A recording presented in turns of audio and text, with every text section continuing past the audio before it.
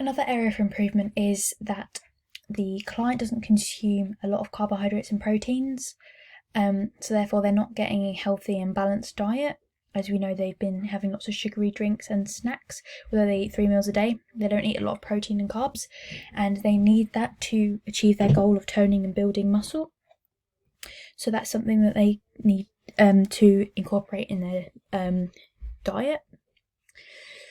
They also frequently eat fast food takeaways once or twice a week, and sometimes more, and this is increasing the risk of cardiovascular diseases.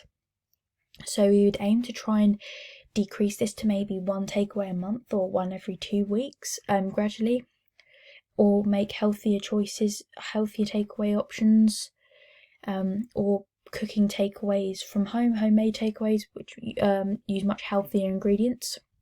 So that could be something. In terms of strengths of lifestyle, the participant doesn't really drink. They have about 4 units a week, which is really good. They should be having, well, the recommended for people who drink is 14 units.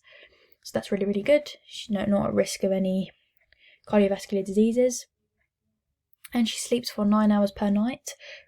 So that's above the average of 8 hours. So that's really, really good. She's getting a good amount of sleep per night, and it's consistent as well, consistent pattern. So she's in the routine, and that's why she's not fatigued or struggling to complete everyday tasks.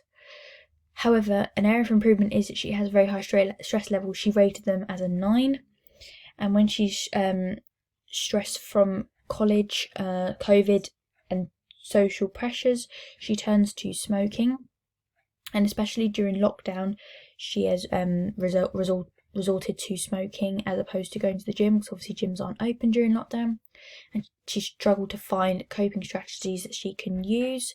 So later on, we're going to discuss some strategies that she can put in place in order to help her stress levels, and therefore she won't need to resort to smoking.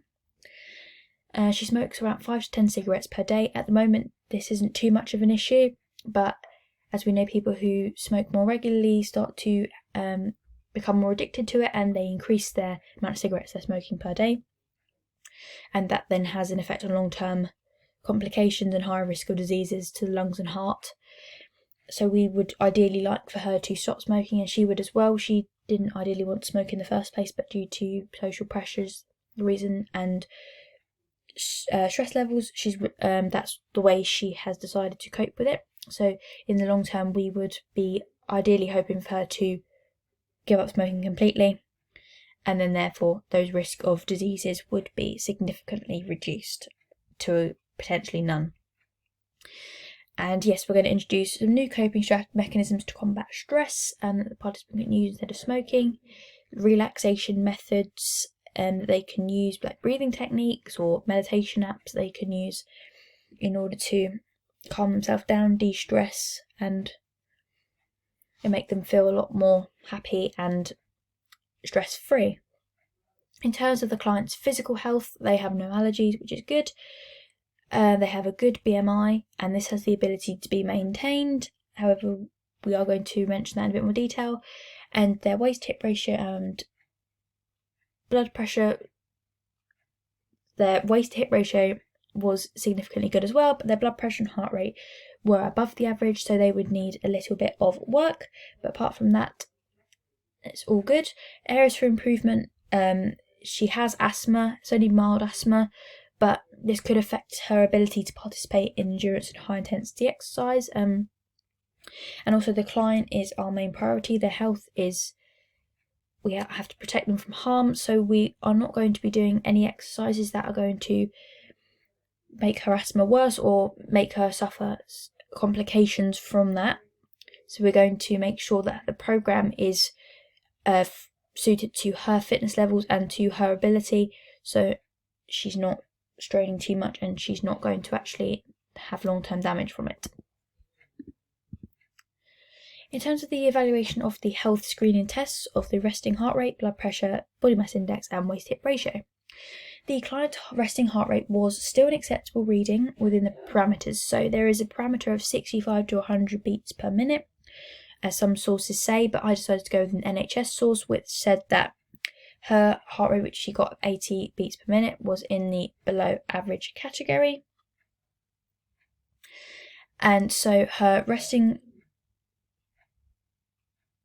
heart rate was 80 beats per minute, which was in the below average category, which is an area for improvement because it was above the average.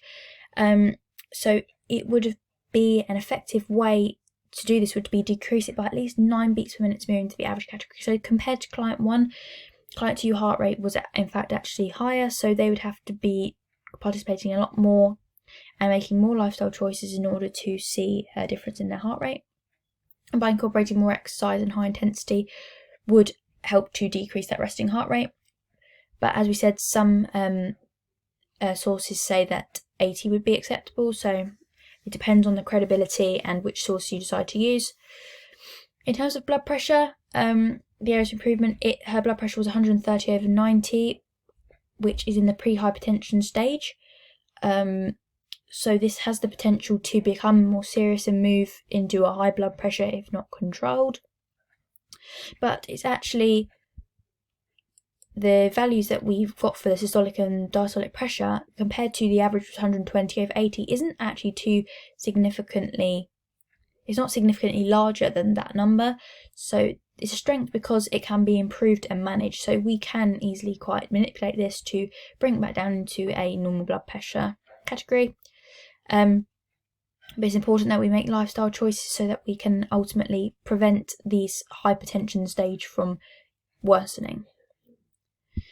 In terms of BMI, the strength of the body mass index test is that the participant was not in the obese category, which is good.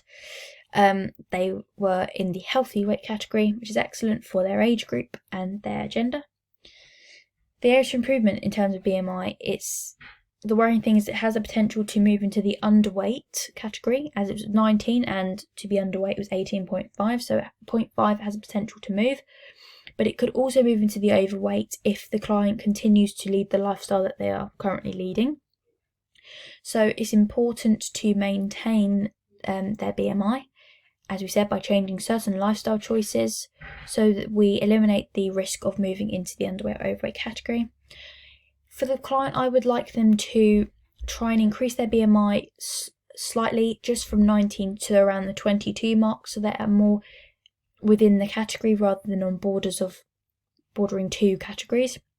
So by moving it to about 22, they would be significantly safe in the healthy weight category. In terms of waist-hip ratio, the strengths of this test, the participant got a waist-hip ratio of 0.83, which is in the average category, which is great. The areas for improvement, however, with this is that there is potential again for it to move into the at-risk category, as anything above 0.86 is at risk, so 0.3. So we would potentially like to decrease this a little bit, maybe move it into the good or excellent category, so then this isn't a worry and we haven't got to make adjustments to that. But overall, the participant did really, really well. All the readings have a potential to move, but they can all be controlled, and participant then will potentially be strong in all of these categories. So now I'm going to make some recommendations to the client and some strategies they can put in place as smart targets that they can achieve by the end of a certain time frame to see if the improvements made have an overall benefit on their health and that they meet their goals. So the first recommendation and strategy for improvement is the participant's diet. Their diet was one of the main weaknesses, probably the main weakness actually, that I highlighted from the questionnaire. They made a lot of unhealthy choices, and that was partly contributing to their results in the health screening tests. So the participant has takeaways once or twice a week, and they're normally unhealthy choices as well, like pizzas, which is one of the most unhealthy takeaway option.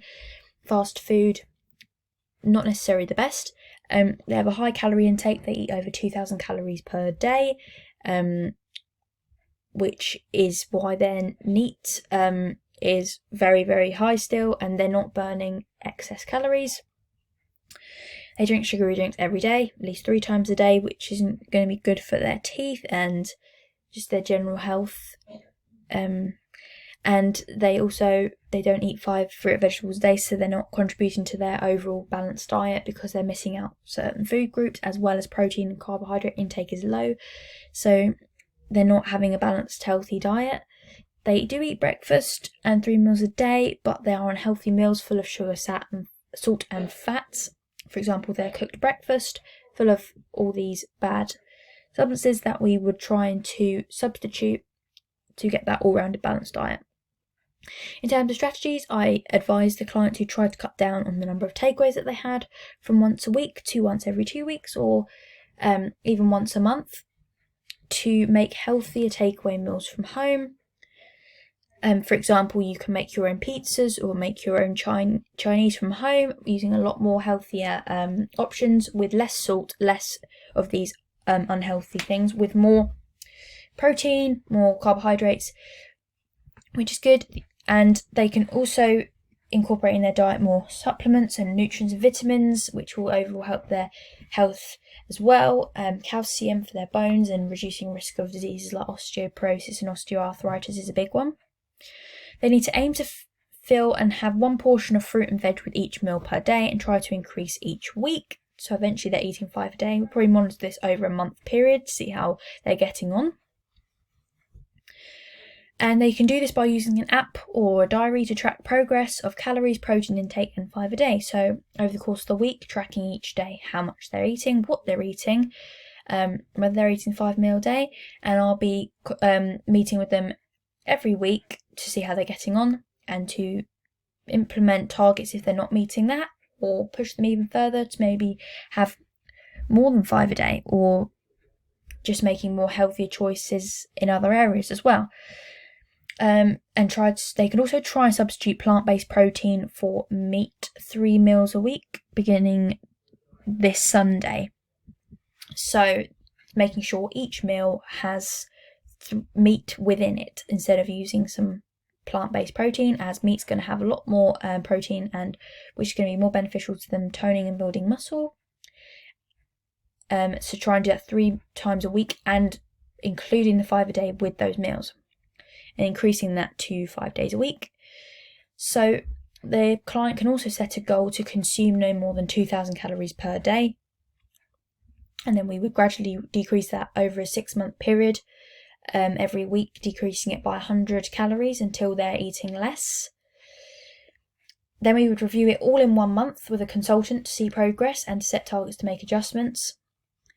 Another way they could change their lifestyle is attempt to swap unhealthy options with lower calorie and healthy snacks. So instead of having sugary drinks, chocolates and sweets, they can swap it to have a cereal bar or a portion of fruit, and to make more healthy and delicious snacks that will fill them up for longer, so they won't be snacking and need to pick on more chocolate sugary foods, which is obviously going to make them crave more. And to achieve this increase in muscle tone goal, they need to make sure protein is consumed with each meal. So at least we'll start off doing 2 times a week and then increasing that to 3 and potentially 4, depending on how the exercise program is going, how much weight the participant has lost, and so forth. The next recommendation strategies was stress levels, smoking. So this was another big factor of the participants' health questionnaire. They rated that they had 9 out of 10 stress levels, which obviously is very, very high, and we want to combat that. And they turned to smoking as a stressor. They do like the social aspect, being with their friends and things like that, and that's contributing to why they're smoking. And the heart rate and blood pressure test is reflecting this as well. I said as strategies you could practice at least 1 stress reduction technique 3 times a week for 1 month. For example, meditation, yoga. She did like yoga, so you could incorporate that back into the fitness program. But even techniques like running a bath or doing something you enjoy, going out for a walk, it can be quite stress reducing as well. And journal each stressor on an app or diary. So every time the participant feels stressed, they should write it down in a journal or an app, and see if the irregular pattern is happening, that if the stress is the same. And then I'll be meeting with them once a week and reviewing these targets, and so then we can try and target the stressor and to see if things need to be implemented in order to find the stressors so the person can understand ways that they can stop